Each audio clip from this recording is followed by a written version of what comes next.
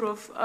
Commissioner Malem, your hand was once up. I don't know if you still want to put your question. Just a quick one, CJ. I always hear these councils here, where every time a decision is made, they say it has to meet the rationality test. What is your understanding of a rationality test?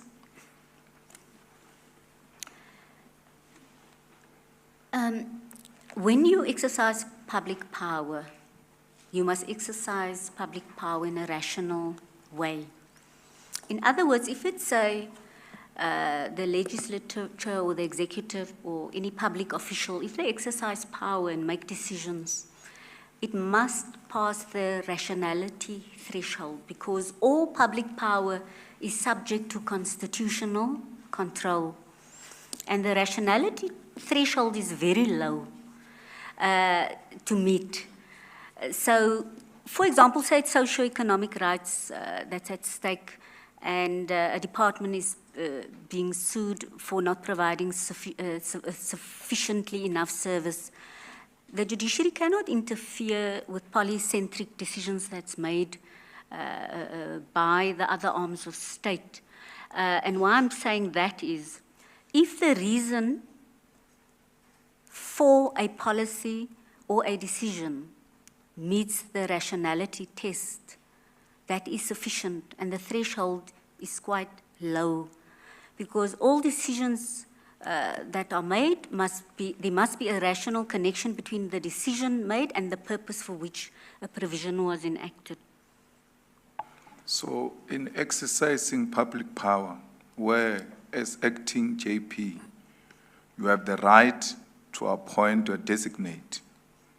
In exercising that power, that's correct, you look at the reasons and say it's a friend of so and so. Is that a rationality? Does that reasoning meet the rationality test, which is the lowest? I'm happy that you are saying the rationality test is very low. Low as it is, do you think the reason of in the exercise of public power to choose a designate, you say, no, this one is a friend of so and so, does that meet a rationality test? Well, the rationality threshold is low. It is so that someone else may feel that my reasoning does not meet the rationality test, but the threshold is low. And someone else may say that I would have exercised my discretion differently. But the fact that someone says, I am inclined not to agree, I would actually have exercised my discretion differently, it's not sufficient reason to say that someone else's reason is totally irrational. AJP, I'm not asking you about someone's decision. I'm asking you about your decision. Does it meet a rationality test? Because I'm going to argue that your reasoning does not meet a rationality test. And as a judge who's supposed to be objective, you must answer from that platform from an objective point of view and be honest with this panel. After the engagements we have had with you, in all honesty, not whether someone else will say it meets the lowest expectation or not.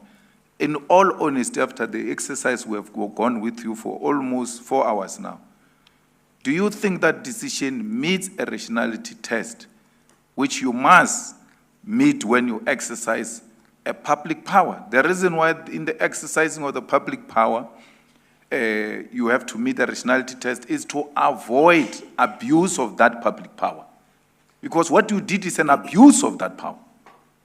Because it doesn't meet the rationality test. But in your own standard, as a leader, as an aspirant judge president, do you think, on a hindsight now, that decision you took, based on friendship of people, does it meet the rationality test? Commissioner, the issue is not necessarily about the reality, it's also about perception. So it is so that from a certain perspective, one may believe that it does not meet the rationality threshold because the mere connection to a friend as one of the candidates may be viewed as insufficient reason to designate a different alternative. AJPCJ, please, I think I- we've been long here. All I'm asking is, does her decision, after all of that, meet a rationality test? What she's explaining, she said it before. We've heard that. We just want to know if she says it's yes or no, that's the answer. But I must not go and second guess her in the deliberations. Commissioner, I'm trying to explain that the fact that someone is closely connected to or a friend of one of the candidates may not meet the rationality threshold in certain quarters. I can understand that.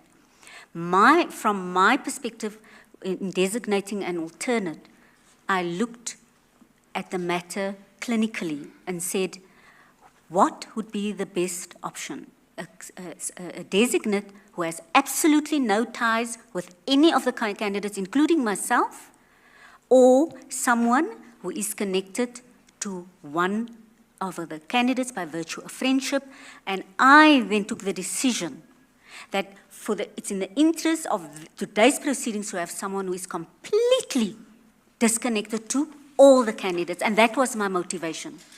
And Commissioner Malema, I hear you that you want a yes or a no answer. I hear you want that, but I need to explain to the Commission that I was sitting with two options, and from where I sit, I made the most rational decision to choose someone who has no connection with all the candidates. Therefore, it meets a rationality test.